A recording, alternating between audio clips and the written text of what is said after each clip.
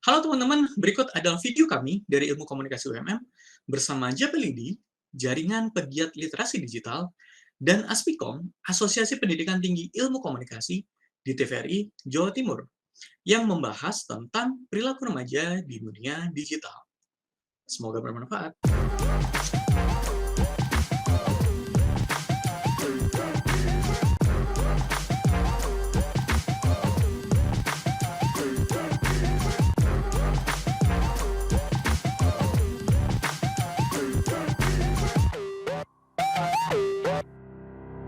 Baik, menarik.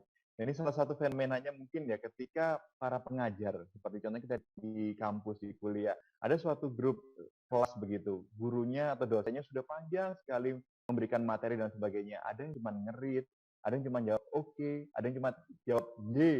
Tapi ada juga yang pinter nih, jawab baik Pak, siap, terima kasih. ini yang sedikit menyenangkan yang ada panjang begitu.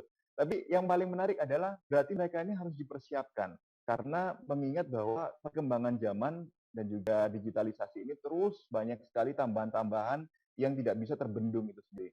Saya ke Mbak Amanda. Mbak Amanda, untuk menyiapkan itu sendiri tadi ya, supaya mereka-mereka ini punya kemampuan literasi digital, persiapan-persiapan seperti apa nih? Karena nggak mau ini sudah jalan sangat jauh sekali perkembangan digital Ya, ini. Tapi mungkin ada tips nih dari Amanda. ya. Jadi sebenarnya beda ya dengan kita kayak mengejar literasi ya pada umumnya itu membaca. Itu jelas ya itu kepada mereka sasarannya jelas dan lebih mudah untuk diukur gitu. Sedangkan untuk literasi digital ini pasarnya bukan SD kelas 1 lagi gitu, bahkan sampai seorang guru besar juga belum tentu dia mempunyai literasi digital yang baik gitu. Jadi kalau misalnya kita mulai dari mana, ini ya agak berat juga ini kan. Makanya salah satu yang dimiliki, yang salah satu programnya pemerintah juga membuat gerakan literasi digital 25 juta ya, itu disasar sampai 2024. Tetapi apakah itu cukup? Itu juga tidak cukup, karena bagaimanapun juga yang tadi Mbak Vika cerita, bahwa kita ini ada gap. Jadi kalau di komunikasi itu belajar bahwa salah satu tujuan komunikasi itu pewarisan nilai-nilai, sedangkan bagaimana kita mewariskan nilai-nilai apabila kita memandang layar yang berbeda gitu bahasa kasarnya ya. Bahasa anak budaya gitu kita memandang layar yang berbeda. Jadi kalau saya generasi saya lahir 80.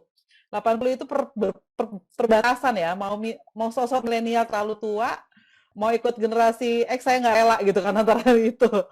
Nah, tapi dari situ saya lihat sebenarnya kata Mbak Vika, kalau generasi saya itu masih sempat melihat layar yang sama, dalam artian masih pernah duduk bersama orang tua nonton TV.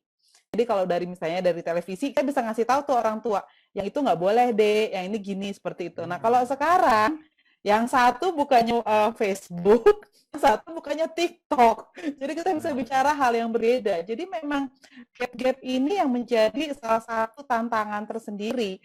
Bagaimana misalnya kita mau mengajarkan etika berbicara yang benar. Itu pun kemudian mungkin Nasvian akan protes juga.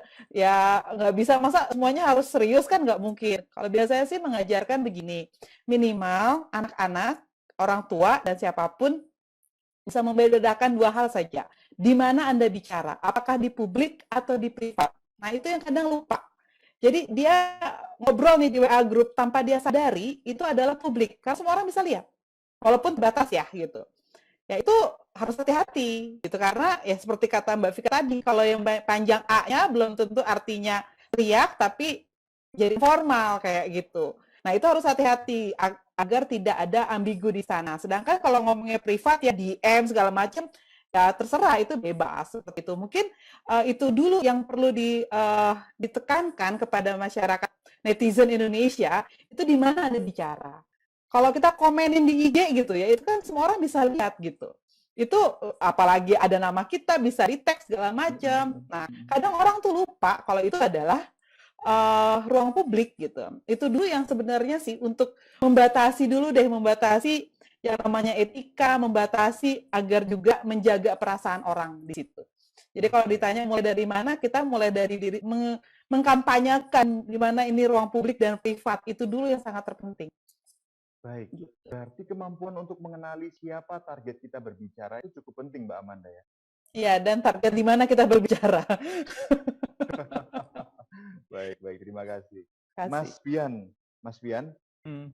iya, Mas Fian, ini kita juga bicara tentang menggunakan media sosial dan juga salah satunya grup. Ini kan tujuannya kita memberikan pesan supaya yang menerima pesan dapat bisa mengerti apa yang ingin kita sampaikan. Apakah Mhm. itu berita baik, berita buruk, atau mungkin informasi yang tepat, atau mungkin hanya sekedar silaturahmi untuk saling merekatkan persaudaraan begitu. Nah, Mhm. tapi yang paling penting adalah juga kita bisa menerima pesan dengan baik dan juga meresponnya.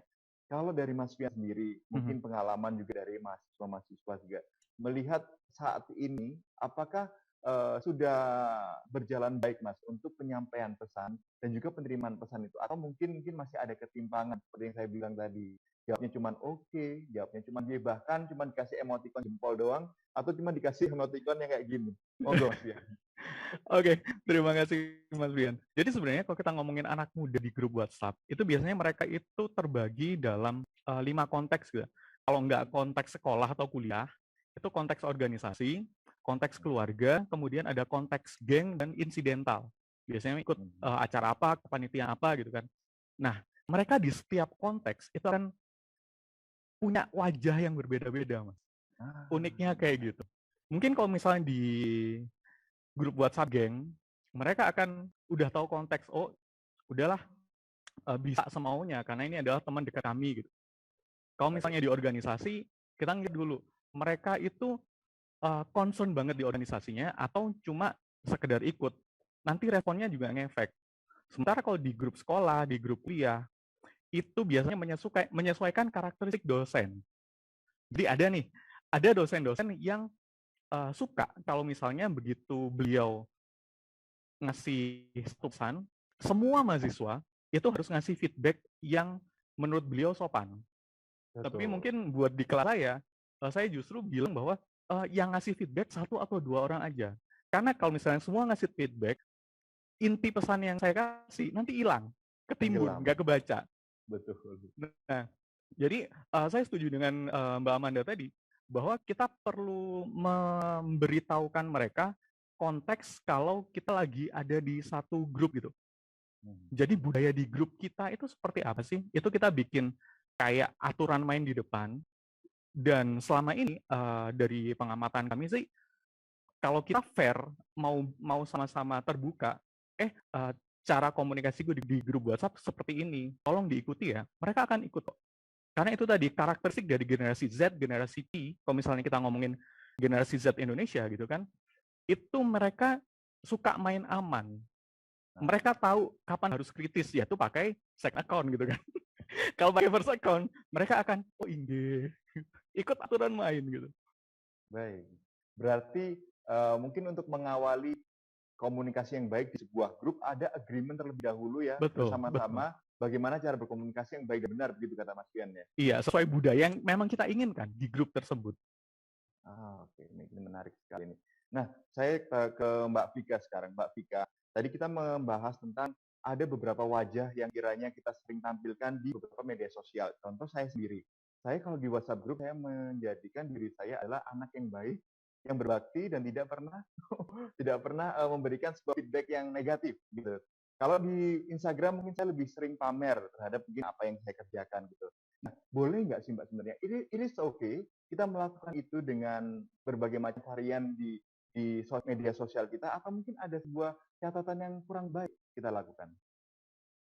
Sebenarnya itu prerogatif masing-masing individu ya. Kalau media itu kan sebenarnya perpanjangan tangan kita ya, extension of human. Jadi kita mau melakukan apa di media yang kita pilih itu murni motifnya dari diri kita, walaupun mungkin dari pihak lain ada faktor-faktor lain yang mempengaruhi. Tapi benar kata Mbak Amanda, menurut saya tadi saya sepakat bahwa membedakan antara apa yang akan dikatakan dan di mana itu memang prinsip. Kita itu kan kalau menggunakan media memang sensasinya beda-beda ya. Jadi kalau dikatakan salah nggak, benar nggak, itu sebenarnya juga berkaitan dengan karakter medianya sendiri. Kalau medianya memang memungkinkan kita untuk mengakses pesan-pesan audiovisual yang bisa membuat kita bertahan cukup lama untuk mengaksesnya, pasti kan kita akan lebih gampang baperannya gitu ya, lebih lama mungkin bapernya, bahkan pesan-pesan yang mungkin tidak ada kaitannya secara langsung itu bisa membuat kita merasa terpengaruh gitu. Kalau saya rasa tidak ada yang keliru dengan menampilkan profil yang berbeda atau merepresentasikan diri secara berbeda di satu media sosial dan media sosial lain, itu sah-sah saja sebenarnya, asalkan kita tahu resiko masing-masing apa. Betul. Berarti ada pepatah yang mengatakan di mana bumi dipijak, di situ langit dijunjung. Artinya berarti kita harus memahami di mana kondisi, di mana kita berada dan siapa yang kita hubungi itu harus benar-benar paham begitu ya, Mbak? Sepertinya begitu, dan itu konteksnya digital sekarang. Kalau kita kan tinggalnya sekarang di dua tempat ya, di masyarakat yang memang nyata dan masyarakat maya. Cyber society-nya kita itu terdiri dari siapa saja gitu. Kalau saya kebetulan punya anak yang kalau Instagramnya ya hanya itu yang boleh diakses sama ibu gitu. Yang lainnya nggak boleh. Yang tadi second account gitu.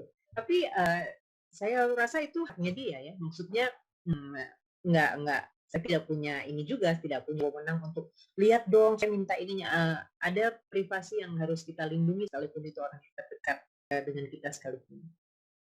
Baik, Mbak Vika, terima kasih.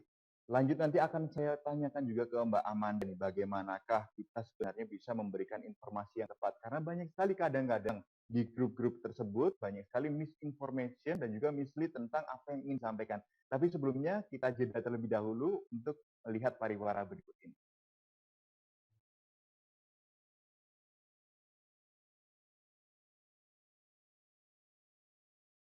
Ayo, cegah stunting. Kunjungi bidan andalan Anda untuk merencanakan dan mengatur jarak kehamilan untuk tumbuh kembang buah hati yang optimal. Cegah stunting itu penting melalui perencanaan keluarga. Khawatir ber-KB? Tunda kehamilan dan raih cita-cita dengan andalan FA. Andalan laktasi untuk ibu menyusui. Ber-KB itu mudah. Andalan pilihan perempuan Indonesia. Ayo, cegah stunting. Kunjungi bidan andalan Anda untuk merencanakan dan mengatur jarak kehamilan untuk tumbuh kembang buah hati yang optimal. Cegah stunting itu penting melalui perencanaan keluarga. Khawatir ber-KB? Tunda kehamilan dan raih cita-cita dengan andalan FA. Andalan laktasi untuk ibu menyusui. Ber-KB itu mudah. Andalan pilihan perempuan Indonesia. Indonesia, negeri yang dikenal dengan Zamrud Khatulistiwa, negeri 1000 pulau, negeri dengan pesisir pantai bak mutiara yang indah. Namun, Indonesia juga menjadi negeri yang rawan dengan bencana. Semuanya bisa kita hadapi dan atasi apabila kita sadar bahwa kita berada di wilayah dengan potensi bencana. Waspadai dan kenali bencana di sekitar Anda sebagai upaya untuk meminimalisir dampak yang diakibatkan. Mari bersama waspada bencana.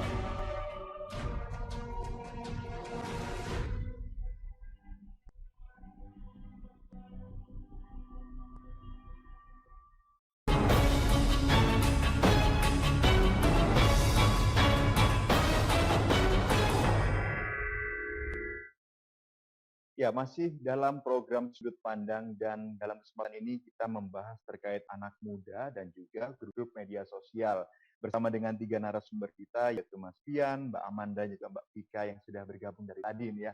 Ini seru banget pembicaraan kita ini sangat mudah sekali, sangat fresh dan sangat dekat dengan apa yang kita sering lakukan tiap harinya, baik itu di pekerjaan, di keluarga, di perkuliahan, dan lain sebagainya.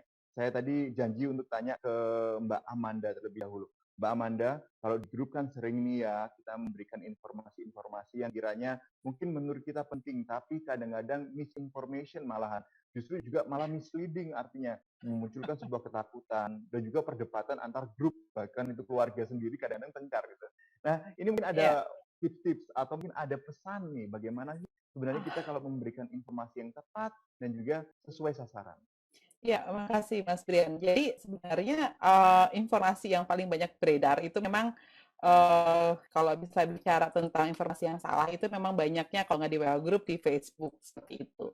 Nah, riset yang dilakukan oleh teman-teman di Bandung itu mengungkapkan sebenarnya yang banyak nge-share itu banyak kan ternyata ibu-ibu gitu kan.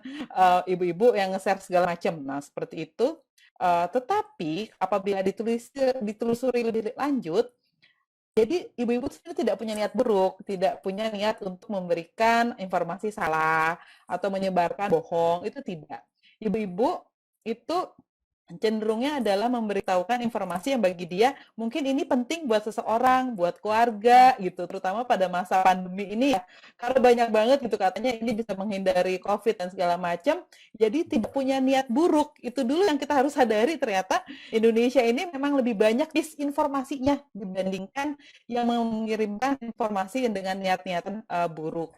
Jadi kita masih dalam posisi yang masih aman lah di situ. Tinggal bagaimana untuk mengingatkan kembali bahwa hati-hati nih, jangan sampai kita malah nge-share sesuatu yang ternyata tidak baik. Nah, itu yang terpenting. Itu yang perlu diingat dulu satu. Nah, bagaimana akhirnya kalau kita memberikan informasi, kita udah bosan ya, saring sebelum sharing segala macam, itu kampanye udah banyak.